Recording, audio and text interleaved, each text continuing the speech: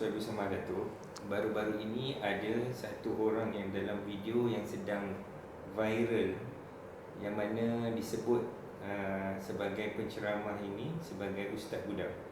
Dalam klip video ini didapati beliau memaki hamun dan mendoakan kematian.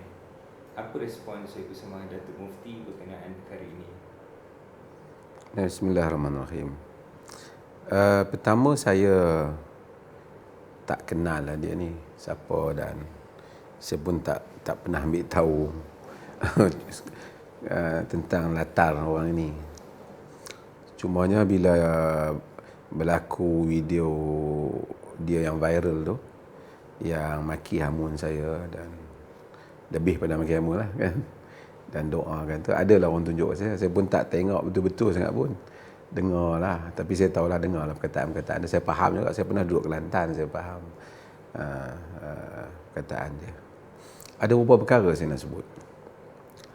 Yang pertama ialah saya ingin meminta kepada mereka yang selalu mengikuti kuliah saya ataupun mendengar ceramah saya, dan saya nak minta pada diri saya sendiri dulu dan pada semua yang mengikuti, kita jangan ikut langkah ni. Walaupun orang maki hamun kita jangan maki. Kerana kita bukan pemaki hamun, kita dakwah kat orang. Kalau lihat, alhamdulillah, video-video kita, sama ada ceramah kita di masjid, di mana-mana yang dirakam oleh mana-mana pihak, bukan potongan dan apa tu, bukan saya yang uruskan ataupun. Saya rasa insya-Allah kita tak akan dapati kita maki orang. Kita hanya terang kepada orang. Kerana itu adalah tugasan kita dalam dakwah. Ahli sunnah wal jamaah yang sebenar ialah mengikut jalan Nabi. Kalau Nabi ke kanan, dia tak benar kita maki orang, kita ikut Nabi. Walaupun ustaz kita ke kiri, dia maki, kita jangan ikut dia. Itu pentingnya. Kalau Nabi ke kanan, ikut Nabi. Nabi SAW dalam hadis yang diriwayatkan oleh Imam Bukhari, Nabi kata, Quraisy maki Nabi. Nabi ni nama Muhammad, maksudnya yang terpuji. Dia orang Quraisy ni dia panggil kat Nabi Muzammam, yang dicela. Jadi dia tak nak panggil Muhammad tu, pasal Muhammad maksud yang terpuji. Tapi Nabi, apa respon Nabi? Nabi kata, ala ta'jabun unzuru, dan sebagian riwayat, kaifa yasrifullahu anni syatma Quraisyin wa la'nahum. Kamu tak heran ke?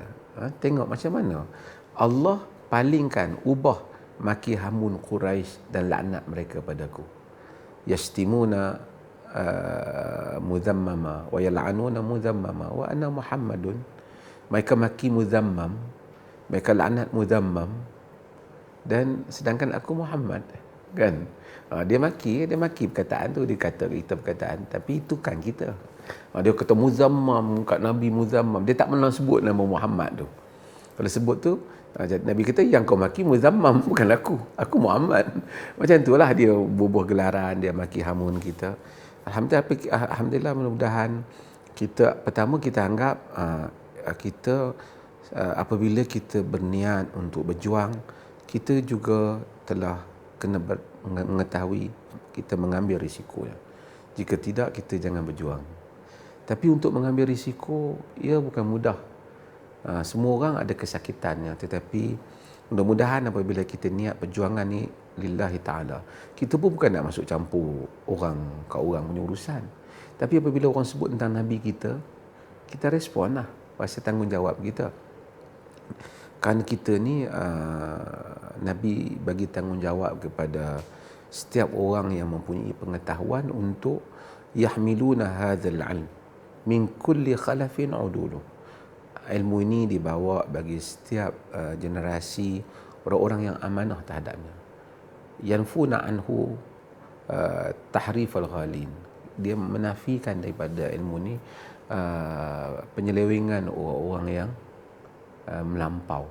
Dia nak agama tapi melampau, sebahagiannya. Wa imtihal al-mubtilin, tokok tambah orang-orang yang menokok tambah dalam agama. Wa ta'wil al-jahilin, dan takwilan orang-orang jahil. Riwayat Imam Ahmad dan Ibn Qayyim menyokong hadis ni. Lepas dia ni khilaf tentang keadaan sanad ni. Apapun, ia lebih mendekati hasan hadis ni. Apa yang penting ialah kita kena, bila kita dengar orang kata Nabi ke kanan, kita kena ikut Tok Guru ke kiri, kita kena ulas. Kena tanggungjawab kita kan untuk mengulasnya.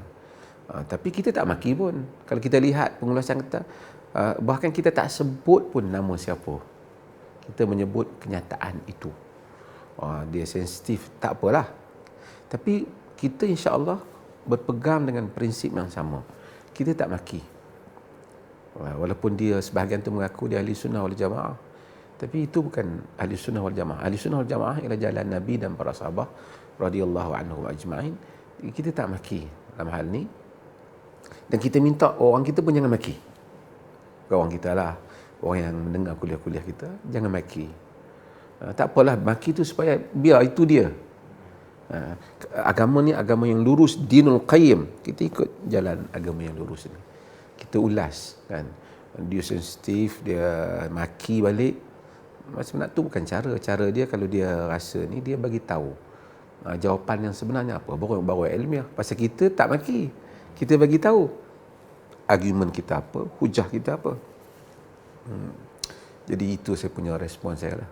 Ya. Terima kasih Datuk. Sama-sama Datuk. Datuk tahu ataupun tidak yang dengarnya penceramah ini sedang ada kes dahsyat yang sedang dibicarakan di mahkamah? Yalah, saya tak kenal dia ni. Tapi bila kes ni, maki dia tu ni, adalah orang tunjuk kat saya. Tapi saya nak kata macam ni, kita benda-benda personal ni bukan cara kita berhujah. Dia punya isu tu, dia dengan mahkamah ke, isu apa dia dengan personal, dia selesaikan dia urusan kita. Ketika kita berhujah, kita hanya berhujah tentang perkataan dia.